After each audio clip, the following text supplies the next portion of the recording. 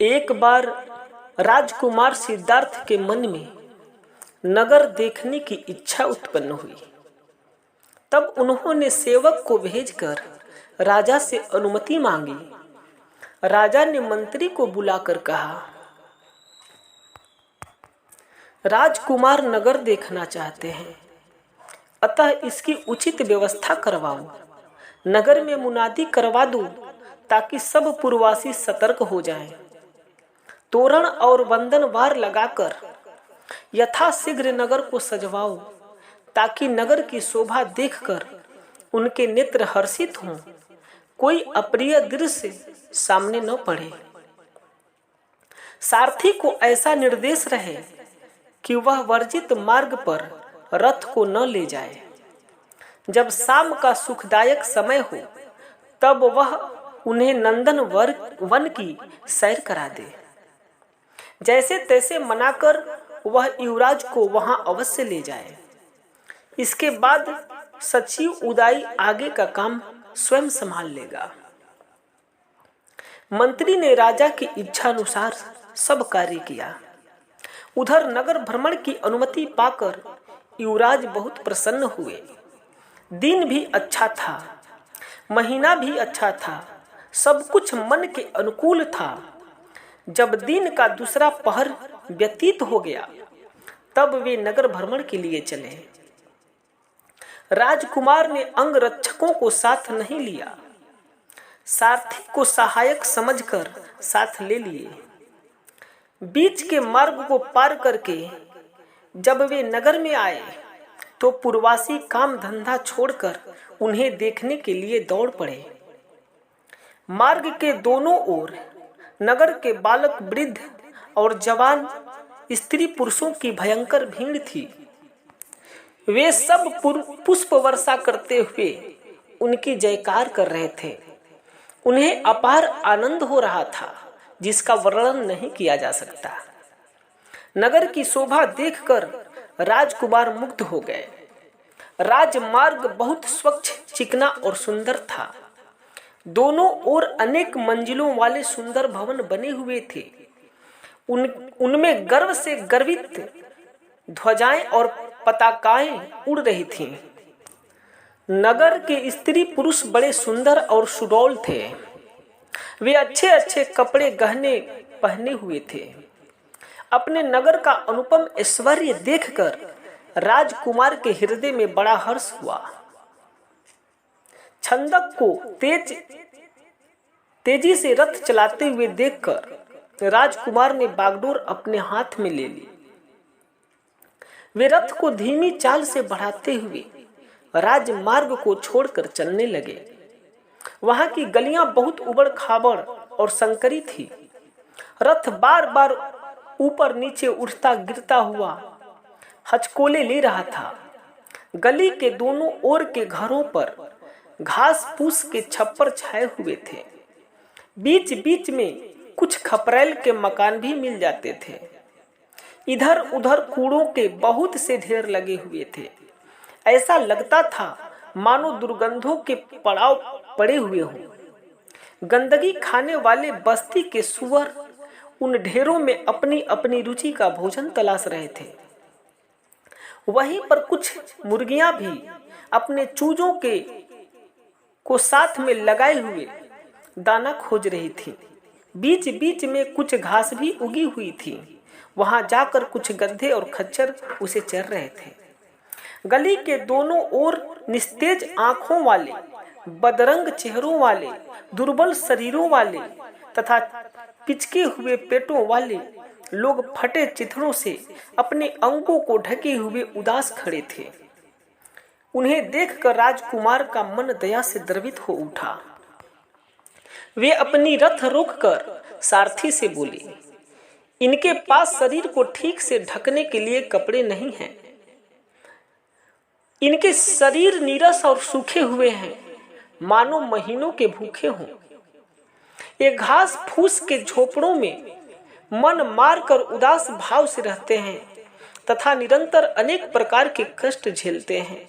हे सारथी, मुझे बताओ कि ये लोग कौन हैं?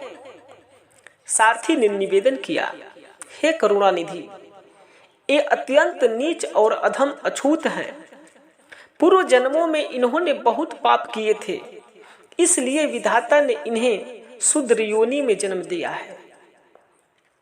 ये लोग बहुत दीनहीन हैं और सुख के सभी साधनों से वंचित हैं। अपने पूर्व जन्म के अपकर्मों के फलस्वरूप इन्हें इस जन्म में दूना दुख सहना पड़ रहा है। राजकुमार व्याकुल होकर पूछने लगे, सच सच बताओ कि उन्होंने पूर्व जन्म कहाँ पाए थे? वहां पर इन्होंने ऐसे कौन से अपकर्म किए थे जिनके फल अब आज भोग रहे हैं? सारथी ने कहा, मैं बिल्कुल ही मूर्ख हूं। आपका यह प्रश्न अत्यंत जटिल और गंभीर है।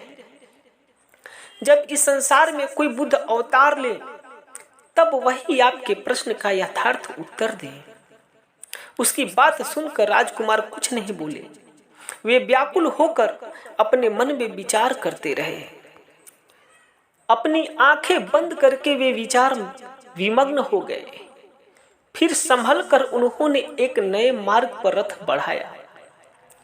थोड़ी दूर आगे जाने पर राजकुमार ने रथ रोक दिया और एक वृद्ध को देखने लगे। उसकी दयनीय दशा देखकर उनके हृदय में मानो कांटा चुभ गया। वे अत्यंत दुखी होकर पूछने लगे, हे सारथी, यह विचित्र आदमी कौन है जिसकी दयनीय दशा देखकर मेरा हृदय व्याकुल हो रहा है और मुझे बड़ा संताप हो रहा है। उसके सर के बाल सफेद क्यों हो गए हैं? उसके मुख में तो एक भी दांत नहीं है। उसका मुख बहुत कुरूप है, मानो कोई झोला झूल रहा हो। उसके ओठों के किनारों से लार बह रही है। उसके शरीर के सभी अंग जीर्ण शीर्ण हो गए हैं, मानो जंग से जर्जर छाते की डंडी हो। उसके शरीर की एक एक नस तनी हुई दिखाई देती है। देह की एक एक हड्डी साफ साफ दिखाई देती है। शरीर में रक्त मांस नहीं है, केवल खाल मढ़ी हुई है। यहाँ वहाँ झुर्रियों के जाल बिछे हुए हैं। उसके कान लोगों के पुकारने पर भी कुछ नहीं सुन पाते। उसके नेत्र नजदीक की वस्तु भी नहीं देख पाते। उसकी जीभ बोलते समय लड़खड़ाती है और उसके बोल मुंह के भीतर ही लटपटा कर रह जाते हैं। उसका शरीर कांपता है और सिर भी डोलता है। वह लाठी को टेक कर शरीर को चलाता है। आंखें धंस कर मानो पाताल में समा गई हैं। रीढ़ लचक जाने से कमर कमान की तरह झुक गई हैं। उसका सिर नीचे झुककर पृथ्वी को छूना चाहती है, मानो पृथ्वी से छिपने के लिए शरण मांगना चाहता है। हे सारथी, मुझे बताओ कि वह आदमी कौन है जो इस प्रकार संताप झेल रहा है। उनकी बात सुनकर सारथी विनम्र वाणी से बोला, हे राजकुमार, यह संसार का प्राकृतिक नियम है। सबसे पहले बच्चा संसार में जन्म लेता है। लोग उसे गोद में लेते हैं तो मन में बड़ा हर्ष होता है। बच्चा गिरता पड़ता है, शरीर में धूल रमाता है। इस प्रकार शैशव व्यतीत होने पर बचपन आता है।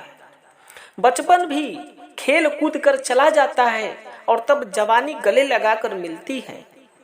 अंग अंग में प्रेम का रस और रंग भरकर शरीर में तेज और प्रताप लाकर जवानी नित्य नया सहवास का सुख प्रदान करती है। यौवन के जाते ही बलपूर्वक बुढ़ापा आ जाता है। वह मनुष्य के तेज प्रताप, बल और बुद्धि को कुंठित कर देता है। हे तात, बूढ़ा होने पर शरीर इसी प्रकार जर्जर हो जाता है जैसा आप सामने देख रहे हैं। सारथी की बात सुनकर राजकुमार के सिर पर एक साथ ही जैसे करोड़ों वज्र टूट पड़े। उनकी वाणी विकुंठित हो गई, मुख से बोल नहीं फूटे। उनकी आंखें तो खुली थी तो खुली ही रह गई। थोड़ी देर में उन्हें होश आया तो संभल कर बोले, हे सारथी, आज इस व्यक्ति की जैसी हालत है, क्या अंत में मेरी भी ऐसी ही हो जाएगी? मेरी सुंदर पत्नी जो काम रस में सनी है, क्या किसी दिन वह भी ऐसे ही कुरूप और घिनौनी हो जाएगी? मेरे जो इष्ट मित्र और सगी संबंधी हैं, क्या अंत में वे भी इसी तरह कुरूप हो जाएंगे? तुम दुनिया देख चुके हो, सब कुछ जान चुके हो, इसलिए हे बुद्धिमान सारथी, मुझे ये बातें बताओ। छंदक कहने लगा, हे राजकुमार, इस संसार में जो मनुष्य जन्म लेता है वह बालक होता है, किशोर होता है, जवान होता है और अंत में बूढ़ा हो जाता है। जो व्यक्ति अपनी पूरी उम्र तक जीवित रहता है, अंत में उसे बुढ़ापा भोगना ही पड़ता है। इस संसार में वृद्धावस्था को टाला नहीं जा सकता। विधाता का यही विधान है, इसका उल्लंघन नहीं किया जा सकता। राजकुमार ने सजल नेत्रों से कहा, तब तो विधाता का विधान संसार के लिए बहुत ही बड़ी विचित्र विपत्ति है। तुम मुझसे यह बात खोलकर बताओ कि वृद्धावस्था को कैसे दूर किया जा सकता है। सारथी दोनों हाथ जोड़कर कहने लगा, आपका यह प्रश्न बहुत कठिन है और मेरी बुद्धि बहुत जड़ है। जब इस संसार में कोई बुद्ध अवतार ले, तभी वह इस प्रश्न का यथार्थ उत्तर दे सके। बुद्धिमान और धैर्यवान राजकुमार सिद्धार्थ व्याकुल होकर इस विषय पर विचार करते रहे, पर वे संसार सागर का कोई आर पार नहीं पा रहे थे। छंदक को रथ हाँकने का काम फिर से मिल गया। वह धीरे धीरे रथ चलाने लगा। बीच में ही संकेत पाकर सारथी ने रथ को रोक दिया। एक रोगी को सामने देखकर राजकुमार बेचैन होकर पूछने लगे, हे सारथी, उस आदमी को देखो, उसका शरीर इस प्रकार कांप रहा है मानो वह शीत ज्वर से ग्रस्त हो। उसका मुख इस प्रकार पीला पड़ गया है मानो पका हुआ पपीता हो। वह बार बार उठता है और बैठ जाता है, बार बार ऐंठ कर रह जाता है। वह घायल पक्षी के समान इधर उधर लौटता है, फिर हाथ से पकड़कर पेट को मसलता है, कांखते हुए वमन करता है और पीड़ा से कराहता है। वह अत्यंत व्याकुल और दुखी व्यक्ति कौन है? सारथी ने कहा, उसके पेट में पीड़ा है, उसी के कारण वह भयंकर यंत्रणा पा रहा है। वैसे तो इस संसार में हजारों रोग हैं, पर उदर शूल के समान कष्टदायक कोई नहीं है। पेट की तेज पीड़ा का वर्णन कौन कर सकता है? जिसको यह पीड़ा होती है वह उसकी तीव्रता को जानता है। उसकी बात सुनकर विश्व को विभूषित करने वाले राजकुमार सिद्धार्थ बोले, मुझे तो सारा संसार ही दोषपूर्ण जान पड़ता है सारथी। हे सारथी, जिस प्रकार वह मनुष्य रोग से ग्रस्त होकर आज दुख से पीड़ित है, क्या उसी प्रकार किसी दिन मैं भी रोगग्रस्त होकर पीड़ित हो जाऊंगा? मेरे भाई, पत्नी तथा जो अनेक प्रिय परिजन हैं, क्या सब इसी प्रकार रोग से आक्रांत होंगे? सारथी बोला, हे सिद्धार्थ, रोग तो अंत में सभी को कष्ट देते हैं। सब रोगों के बीज मनुष्य के शरीर में ही होते हैं। जहां तक मैंने संसार को जांच कर देखा है, यहां ऐसा कोई मनुष्य नहीं बचा जो पूर्ण रूप से निरोग हो। जो लोग सुख भोगी हैं वे तो रोग के घर ही हैं, पर जो योगी हैं वे भी सदा निरोग नहीं रहते हैं। छंदक की बात सुनकर राजकुमार व्याकुल होकर बोले, यह सारी सृष्टि जड़ से ही बिगड़ी हुई है। संसार को यह शुभ लाभ कैसे प्राप्त हो कि किसी को कोई रोग न सताए? हे सारथी, तुम अपने मन में विचार करके कोई ऐसा उपाय बताओ कि संसार के सभी मनुष्य मानसिक और शारीरिक रोगों से पीड़ित न हों और उनसे सदैव बचे रहें। छंदक ने कहा, मैं तो बिल्कुल ही गंवार हूं, कोई उपाय नहीं बता सकता। इस संसार में जब कोई बुद्ध जन्म धारण करे तो वही इसका उपाय बताएं। उन्हें फिर से विचार विमग्न देखकर छंदक ने रथ को आगे बढ़ा दिया, लेकिन रथ अभी अधिक दूर नहीं जा पाया था। तभी अचानक फिर रुकावट आ गई। सामने अद्भुत दृश्य देखकर राजकुमार चकित हो गए। वे अपने मन को नहीं रोक पाए। रथ को रोककर छंदक से कहने लगे, हे छंदक, सामने विचित्र दृश्य देखो। सैया पर चित्त लिटाकर, वस्त्रों से लपेटकर, चारों कोनों को कंधों पर रखे हुए ये लोग किसे ढो रहे हैं और कहाँ जा रहे हैं? उनके साथ रास्ते में हजारों की भीड़ साथ साथ चल रही है। ये लोग उसे फूलों की अनेक मालाएं पहनाए हुए, उसके लिए फूलों की सैया सजाए हुए हैं। करुण स्वर में झंकार करते हुए, मातमी बाजे बजाते हुए चल रहे हैं। ये लोग न हंसते हैं न बोलते हैं, सब मन मारे हुए हैं, मानो जुआरी अपनी पूंजी हार गए हों। बीच बीच में वे ब्रह्म सत्यम जगत मिथ्या जैसे सुंदर वचनों का उच्चारण कर रहे हैं। यह अजीब दृश्य देखकर मेरा मन भ्रमित हो रहा है। तुम मुझे इसका गूढ़ रहस्य खोल कर बताओ। राजकुमार का अनुरोध सुनकर उसे कुछ संकोच हुआ, साथ ही उसे बड़ा आश्चर्य भी हुआ। सारथी सोचने लगा, युवराज पूर्ण रूप से जवान हो चुके हैं। क्या ये सब दृश्य उन्होंने आज पहली बार देखे हैं? इतने बड़े बुद्धिमान होकर भी वे बिल्कुल मूर्ख लग रहे हैं। क्या आज उन्होंने पहली बार किसी बूढ़े को देखा है? रहते तो नगर के बीच में ही हैं। कोई योगी विरागी भी नहीं है कि जंगल में रहते हों। तो क्या आज उन्होंने पहली बार किसी रोगी को देखा है? लोग रोज ही संसार सागर को पार करते रहे हैं, तो क्या उन्होंने पहली बार कोई लाश देखी है? क्या वे मुझे सम्मान देने के लिए जानबूझकर अनजान के समान पूछ रहे हैं, अथवा आज उन्हें कोई नई दृष्टि प्राप्त हो गई है जिसके कारण उन्हें पुराने दृश्य भी नए प्रतीत हो रहे हैं? सोच विचार करते करते उसका मन थक कर रुक गया, पर वह सही निष्कर्ष पर नहीं पहुंच पाया। स्वामी को विचार मग्न देखकर वह भावुक होकर बोला, हे राजकुमार, इस संसार में जो जन्म लेते हैं वे सब मृत्यु द्वारा मारे जाते हैं।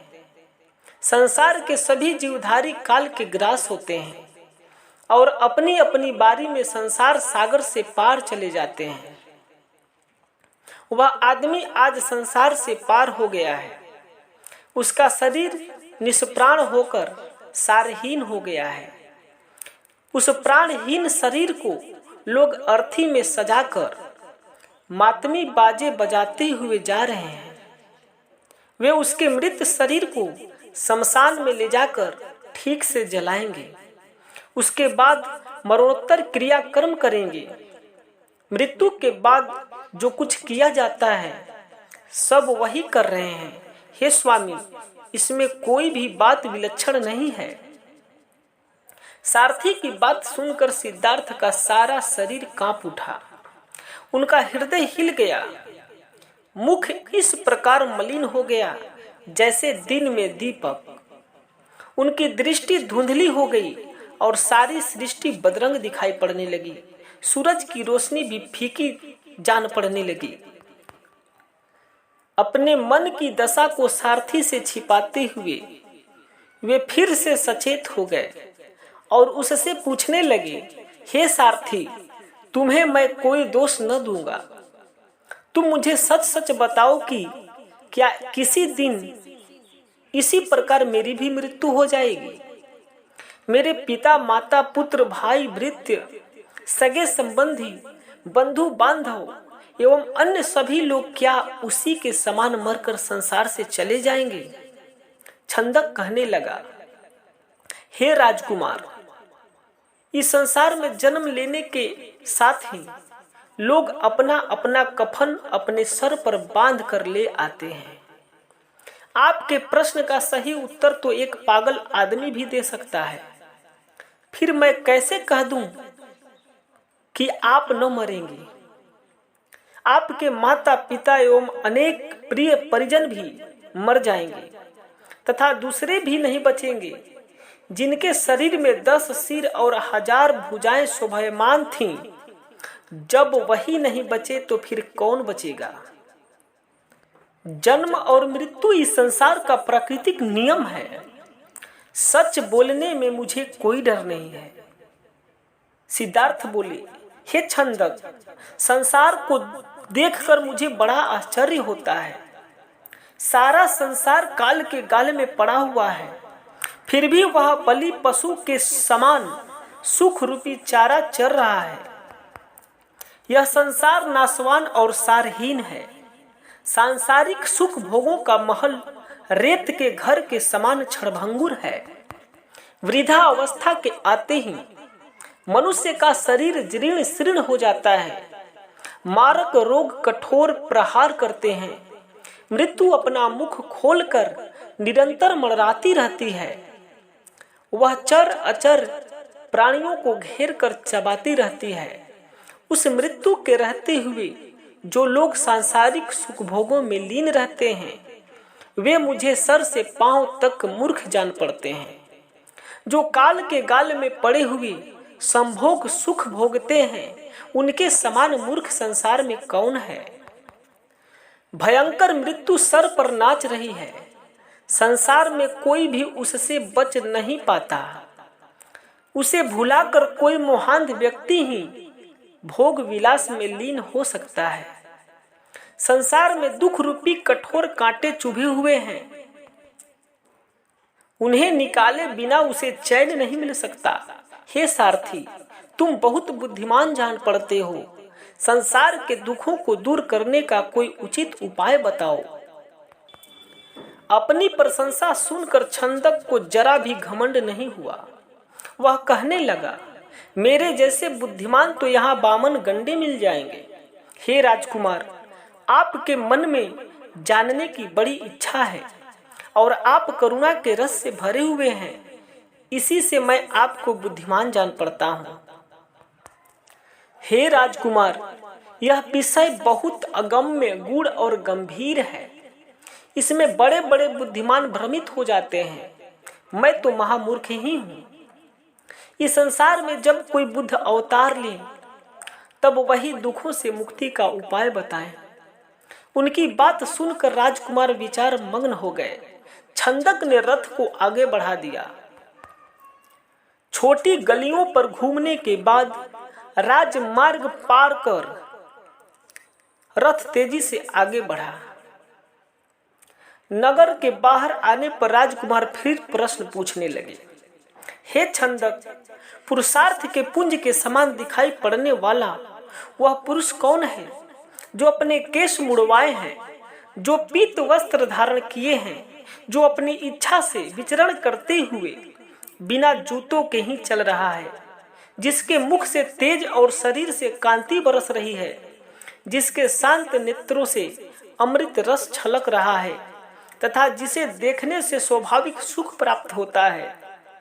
छंदक ने रथ रोककर उस आदमी को पीछे ही छोड़ दिया था। राजकुमार के पूछने पर उसने मुख मोड़कर पीछे देखा और बोला, हे राजकुमार, संसार की गति को देखकर उसमें सद्बुद्धि जागृत हो गई। अस्तु वह घर बार छोड़कर सन्यासी हो गया है।